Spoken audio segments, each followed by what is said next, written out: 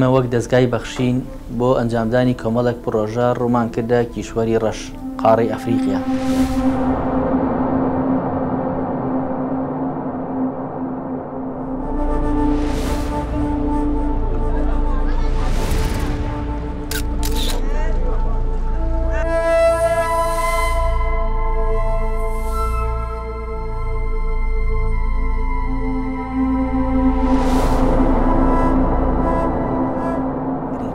کەلای ئێمە هۆکاری یەکەم بوو بۆ ئەوەی کە ڕووکەین ئەوێ مزگەوتێکی ڕووخاو بوو لە ناوچەیەکی ئاوەدانی گەورەدا کە ئەو مزگەوتە ڕووخاو بوو نیان نتوانین دروستی کەنەوە، هەژاری ئەو خەڵکە نەیەتوانی مزگەوتەکە دروستکەنەوە.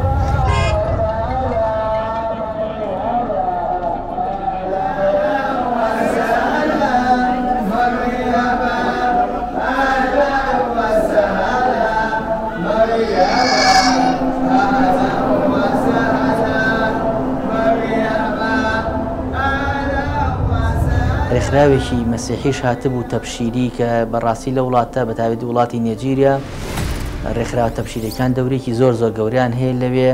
ئەو وڵاتە پێشتر وڵاتێکی مسلمان بووە، مسلمانی زۆریەوە، بەڵام بە هۆکاری ئەو ڕێکخراوانەوە زۆربیان کردون بە مەسیحی. لەبەرەوە ئەو مزگەوتەش کە ڕووخاو بوو نیان توانین دروستیکەنەوە، بەس ڕێکخراوێکی تەبشیری بە تەما بوو بیکات بە کەنیسە بۆیان، بۆی مناڵەکانیان ڕووبکەنە کەنیسەکە.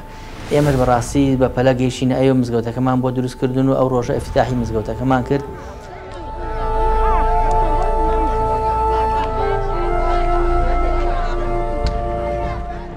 ئیمڕۆکو دەستگای خێرخوازی بەخشین لە وڵاتی ئەفریقا هەڵسان بە ئفتتاحکردنی مزگەوتێک، یەکێ لە پیرۆزترین شوێن، یەکێ لە گەورەترین شوێن کەویش ماڵەکانی خوایە. سوزدەی خوای کابرێ، سوپاس و ستایش بۆ خوا بۆ لە شوێنێک کردومانەوەکەم مزگەوتە، خەڵکێکی هەژار، خەڵکێکی فەقیر. أعوذ بالله من الشيطان الرجيم. بسم الله الرحمن الرحيم. وإذ ابتلى إبراهيم ربه بكلمات فأتمهن.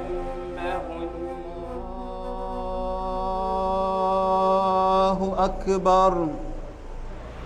بەجلی کوردیەوە برای بەڕێزمان کاک جوبرەیل بانگیدا، بەجلی کوردیەوە من وتارم بۆدان بە کوردیش و بە عەرەبیش. لەخوا بەزیابێت دەستکەوتێکی زۆر گەورە بوو بۆ کوردیش و بۆ دەستگای بەخشیش بۆ ئەو خێرخوازانەی کە پارەکان ناردبوو تایبەتکرد و بە دروستکردنی مزگەوت لەو وڵاتە.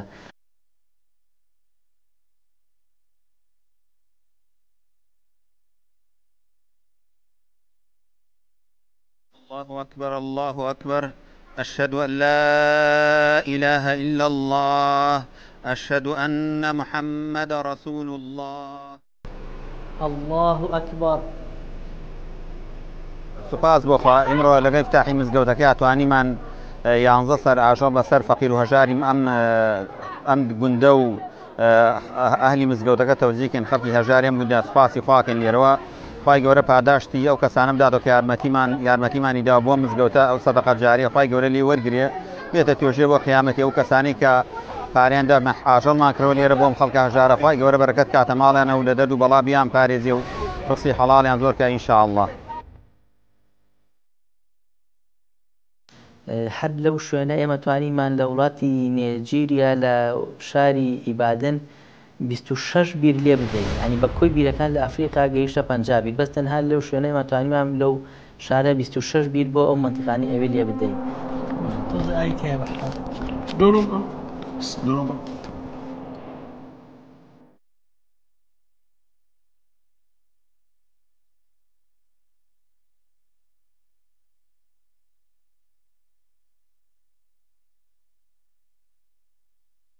ئەوەی سافێتە منتیقە ئاوی نییە، خۆشتان لە کامیرەکەی بینن ئاویان هیچ نییە، بیرەکانیان هەمووی دەستیە، هاوینیان وشکەکە. ئیستا ئێمە چەند بیرێکمان تاقی کردەوە، چەند ستەکمان لێ دەرکرد وشکی کرد، بۆیە ئێمە لێرە ئیشەڵا بڕیارمانداوە بیرێکی توازیان بۆکەین ئەم خەڵکە خۆتان بینیتانە ماڵانەیەکی ئاوی نییە لە شوێنێکی دوورۆ بەدەستی هێن.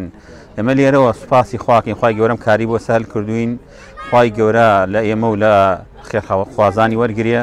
ئەو کەسانی کە پارەی بیریان داوەت ئێمە تاکید جێ خۆی ئەگرێ ئەو شوێنانی کە ئێمە تاقیمان کردەوە کە چوین سەردانمان کردووە ئێمە لە ژیانی خۆمان لە تەمەنی خۆمان شوێنی وامان نەدیوە فەقیری وامان نەدیوە شوێن کەسی وامان نەدیوە بێ ئاو بێ ئیش و کار و ینی چۆمڵی ژیانیان زۆر قورسە ئێمە سوپاس بۆ خواهیسە بڕیارمانداوە لێرە بیرەکەین بۆ ئەم خەڵکە خەڵکێکی زۆری لێە بەڕاستی خەڵەباڵغا یانی پێویستیان بە ئاوی خواردنیە ئەو ئاوی هەشیانە یان پیسیان هاوین و شکەکە.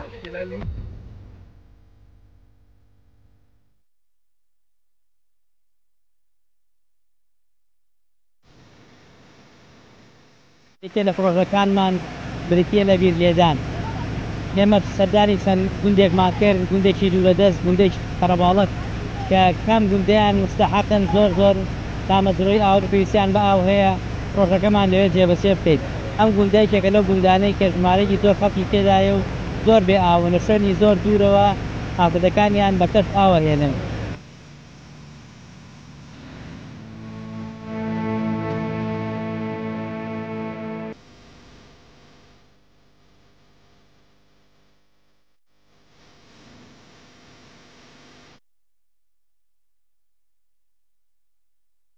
ئێمڕۆ سەردانی چەند گوندێکمان کرد بۆی کە بیران بۆ لێدەین بەڕاستی سەیری چەند جێگایەکمان کرد بەڕاستی خەڵکی ئێرە هەژارە لە هەموو ڕوویەکەوە ئێمە ئیمڕۆ ئەم گوندە سەیرمان کردووە بەڕاستی ئاویان نییە بیرەکانیان ئەوەی بیرانی هەیەیانە زۆر دوورە کە دووریشە دەسی لێرە بەهار کات بە کۆتایی بەهار لێرە کۆتایی بەهار ئاوەکان ئەو دەستیانە هەمووی وشکە بێ ئاویان نامێنێ بەڕێیەکی دوور بەشان ئاو دێنن ئاو نییە لە منجەقێکی ئێمەی سەر لی وەستان دەستیەکەشی تەنانەت بیری دەستیشی لێ نییە کە ئاوی لێ بێن زۆر دوورە لیانەوە.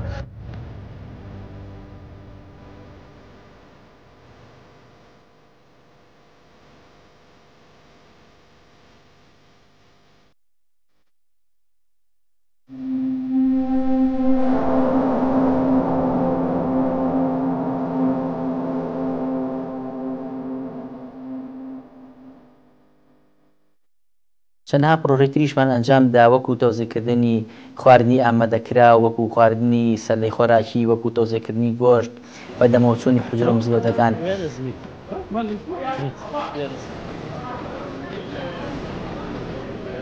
مزگەوتی گەورەی شاری ئیبادنە دوای تەواوکردنی نوێژی جومعە هەساین بە دابەشکردنی گۆشت بەسەریاندا 200 پشت گۆشت ئێستا دابەشەکرێ بەسەر ئەم خەڵکە هەژاری ئێرەدا وەکو دەستگای بەخشین حەزمانەکە هاوکارەکە زیاتر بمانتوانێت زیاتر بکەین بەس تەنها ئەو پارەی کە بەدەستمانەوە بهێناوە هەر ئەوەنەیە کە وەقف کرا و تایبەت کراوە بۆ ئێرە.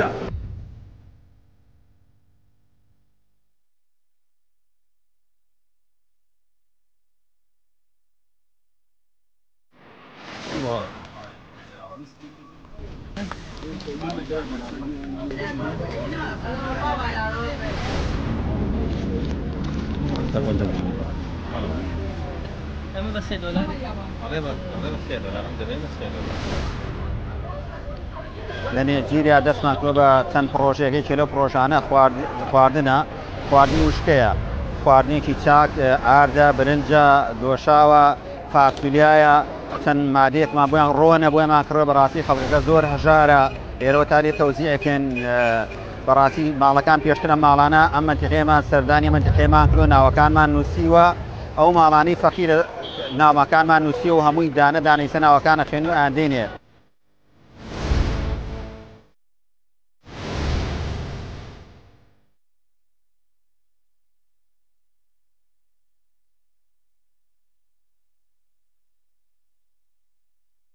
خەڵکی ئەوێ زۆر تامەزرۆی دینن زۆر تامەزرۆن بۆ خوێندنی قورئان بۆ فێربوونی قورئان هەمویان مناڵەکانیان ئەنێرن لە ڕۆژە پشوەکانە بۆ ئەوەی زمانی عەرەبیان لەبیر نەچێتەوە بۆ ئەوەی فێری قورئان بن ئەوە جێی سەرنج و بەڕاستی هەستەکەی کە جاری تر لەوێ ئیسلام ئەگەڕێتەوە ئەو پەڕۆشی و دڵسۆزی ئەوان بۆ ئیسلام و بۆ دین بەڕاستی لە وڵاتی تر نەمان بینیوە زۆر دڵی خۆش کردین نیشانی ئەو بجاری تر ئیسلام ئەگەڕێتەوە لەوێ لە حوجرەکانە تەختەڕەشەکان چیمەنتۆ بوو تەختەڕەشەکان بە دیوارێکی چیمەنتۆ بەسەر بەدە باشتر ئەیان نووسی لەوێ پانکەیەکی تیان نەبوو لەو گەرمایە کە مۆبایل ئەکوژایە پانکەیەکی تیان نەبوو ئەو تەلەبانە ئامادەم دەرس بکەین.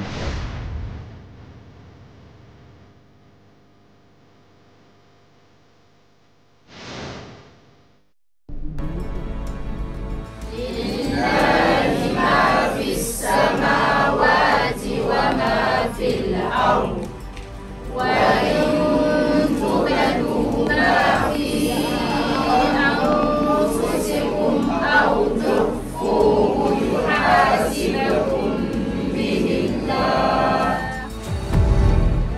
بسم الله الرحمن الرحيم. الحمد لله رب العالمين والصلاة والسلام على رسول الله. أما بعد، أولا نشكر ضيوفنا الكرام الذين جاءوا من كردستان العراقي. ئەم شارە شاری دۆکۆمۆیە لە وڵاتی بەنین. ئەم قوتابیانی کە لێرە ئەیبینن قوتابیانێکن لێرە دەخوێنن بە زمانی فەڕەنسی. وڵات زمانی ئەم وڵاتە زمانی فەڕەنسیە، خوێندنەکەشیان خوێندنی زمانی فەڕەنسیە، بەڵام لەبەر ئەوەی دانەبڕێن لە زمانی عەرەبی، دانەبڕێن لە زمانی ئاین، بتوان فێری قورئان بن و فێری دراساتی ئیسلامی بن. لەبەر ئەوە ڕۆژانی عوتڵە کە هەفتەی 2 ڕۆژەکە عوتڵەیە لەم وڵاتە، هەردوو ڕۆژەکە مناڵانی ئەم شارە دێنە مەدرسە و مزگەوتە ئیسلامیەکان لێرە دەرزە خوێنن بۆی بتوان فێری قورئان بن.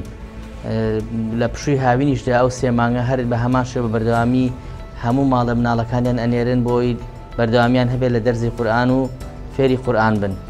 لەبەرەوە ئێمەش هاتوین قورئانیان وەسرا تەوزیعەکەین. ئەوان قورئانیان نییە لە دەرزی لەسەرا بخوێن، ئەوان لەسەر کتێبێتە دەفتەرێک ئەینووسنەوە، پەڕەپەڕە پەیاکەن دەفتەر ئەینووسنەوە. ئێمە هاتوین قورئانمان بۆ هێناون بۆی بتوان بەردەوام بن و سوور بن لەسەر خوێندنەکەیان.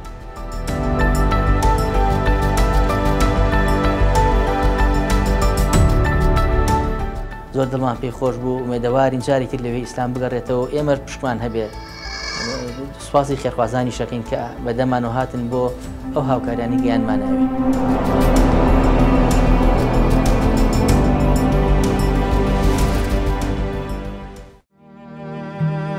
بەخشین وەرن با هەموو پێکەوە لەگەڵ یەکەم خەرمانەی مانگی پیرۆزی ڕەمەزاندا لە ڕێگەی بەخشینەوە هەواری خاڵی و ماڵی چۆڵ و نیگای تاریک و خامۆشی هەژاران ڕۆشن بکەینەوە و ویژدانمان ئاسوودە بکەین. دەستگای خێرخوازی بەخشین وەک نەریتی ساڵانەی خۆی و بە هاوکاری خێرخوازانی دەستواڵا و دڵواڵا ئەم پرۆژانە ڕادەگەێنێت. دروستکردنی خانوو، هاوکاری نەخۆشانی شێرپەنجە، هاوکاری نەخۆشانی درێژخایەن، هاوکاری خاوەن پێداویستی تایبەت، دابینکردنی ماتۆڕی سێچەرخی بار بۆ بژێوی، دابینکردنی کورسی شەحن، دابەشکردنی سەبەتەی خۆراک، کەفالەتکردن و هاوکاری منداڵی بێباوک، ئەنجامدانی بەربانگ بۆ ڕۆژوەوانان، دروستکردن و نۆژەنکردنەوەی مزگەوت، هاوکاری مادی هەژاران، هاوکاری مادی ژینگە پارێزان. ئێوەی خێرخواز هاوکارمان بن بۆ سەرخستنی ئەم پرۆژانە. دەتوانن لە ڕێگەی نووسینگە و نوێنەرایەتیەکانی دەستگای خێرخوازی بەخشین لە ناوەوەی هەرێمی کوردستان هاوکاریەکانتان بنێرن.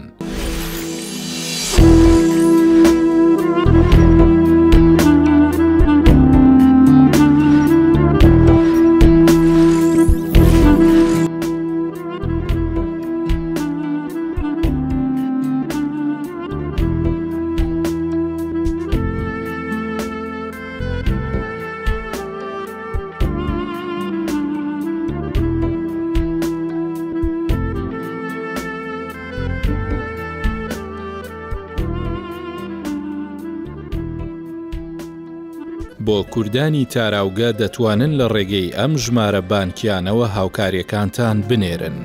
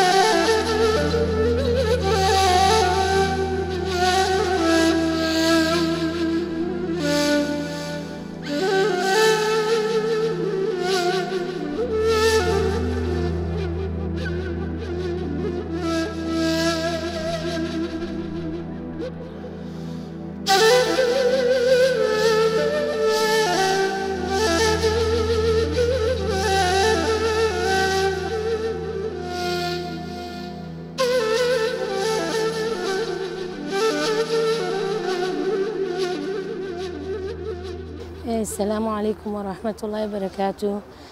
دەستخۆشی لە کەناڵە بەڕێزەکەتانەکەم میوای سەرکەوتنتان بۆ خوازم. دڵنیا بنێوە خەمخۆری هەژارانن، خەمخۆری کەمەندامانن، خەمخۆری بێباوکانن. خی گەورە لێتان ڕازی بێ. دەستخۆشی لە کاخەلیلەکەم کە بۆتە سەبەبی ئەوەی خێرخوازان بتوانن هاوکاری ئەم چین و توێژانە بکەن. یا ڕەبی خی گەورە بەرەکەت بخاتە ڕزق و تەمەن و ئیمان ئەو کەسانەی کە هاوکاری فەقیر و هەژارانەکەن لە مانگی ڕەمەزاندا. خی گەورە مانگی ڕەمەزان بکاتە مایی لێخۆشببوونی تاوانەکانیان و ئینشاءڵڵا ڕزق و ڕۆزیان زیاد بکە.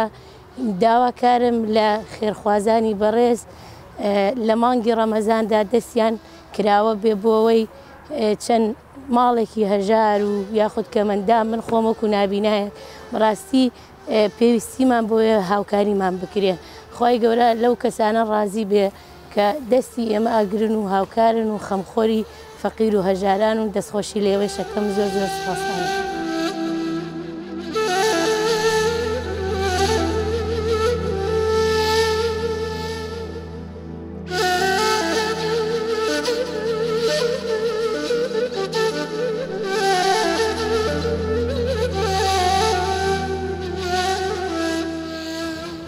الرحمن الرحيم. شكر خوای گەورە کەین بۆم نعمەتە. خوای گەورە نێبڕێ یا ڕەبی و دەستخۆشی لە مامۆستا خەلیل دەکەین. هاوڵ فەقیر و فەقەرا خێر خواز هەرچی خێرە و نعمەتە خوای گەورە ئینشاڵڵا نێبڕێت. دەستخۆشی لە کەناڵی بەخشینەکەین بۆ ئەم نعمەتە هەموو مانگێک دوو مانگ جارێک ئەم خێرات تەوزیعکەن بۆ فەقیر و فەقەرا. خوای گەورە جەزای خێران بدە ئینشاءڵڵا. خوای گەورە موفقیان بکە.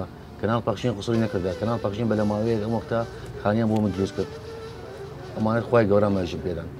کەناڵ پەخشین خوای گەورە نێبڕێ ئینشاءڵڵا منیان ناڕێدە بۆ ئەمرا. کەناڵ پەخشین خوای گەورە نێبڕێت ئینشاءڵڵا من داعای بۆیان ناکەم ئینشاءڵڵا بەس بۆ خوای گەورە فەزڵ خوای گەورە ژین پێیان خوای گەورە جەزای خێران بدە ئینشاءڵڵا.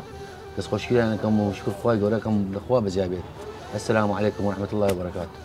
سەرەتا بەناوی خی گەورە میهرەبانەوە دەستخۆشی لە ورا بەڕێزانە ئەەکەم کە لە مانگە پڕخێر و بەرەکەتە لە مانگە پیرۆزە کە لایەن لە فەقیر و هەژار و هەتی و نەدار کردێتەوە. ئینشاءڵڵا کارێکی زۆر باشیان کردا هەر برایەک هەر کەسێکە لە هەر شوێنێکەوە یارمەتی ئەم خەڵکەیدا ئەم کەسە نەبوون و نەدارەیە داوە داوای لە خی گەورە ئەەکەم سەربەرزی دنیا و قیامەت بن.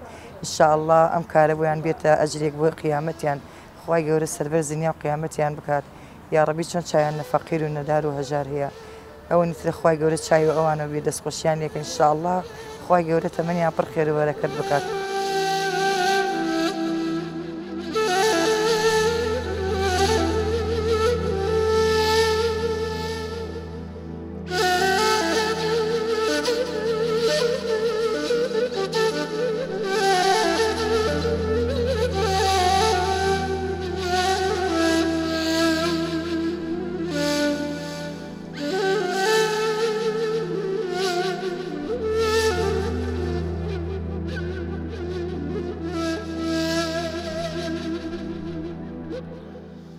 بەناوی خوای گەورە میهرەبان ئەمڕۆ لە نووسینگەی بەخشینی کەلار 125 خانەوادەی فەقیر و هەژار و بێباوکانمان بەسەر کردەوە بە سەبەدەی خۆراک.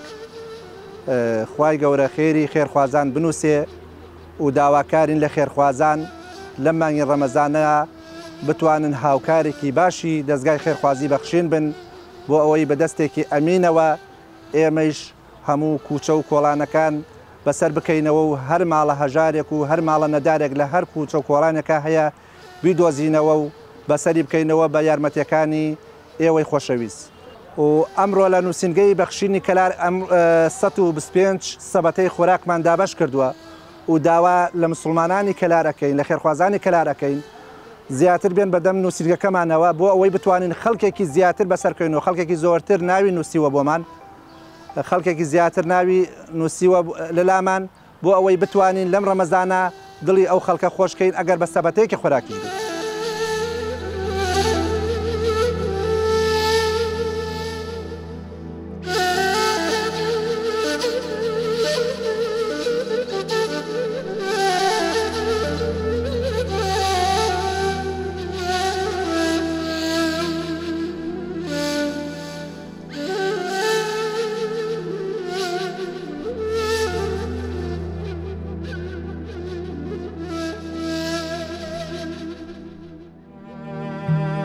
بەخشین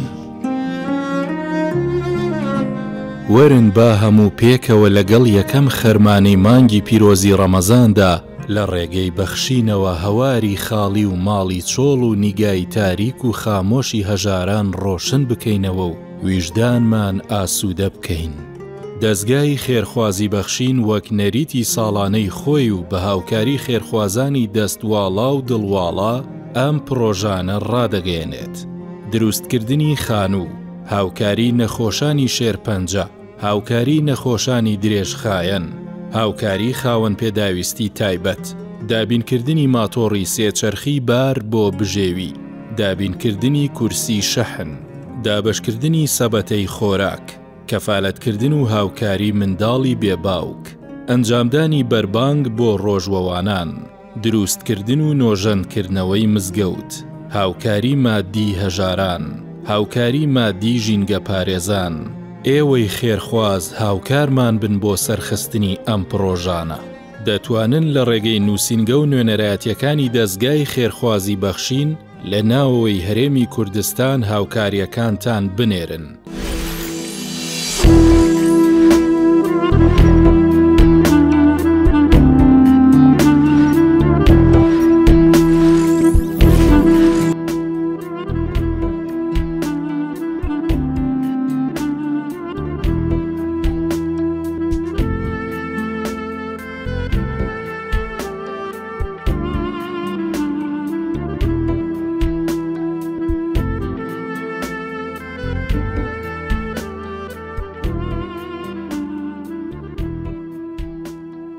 بۆ کوردانی تاراوگە دەتوانن لە ڕێگەی ئەم ژمارە بانکیانەوە هاوکاریەکانتان بنێرن.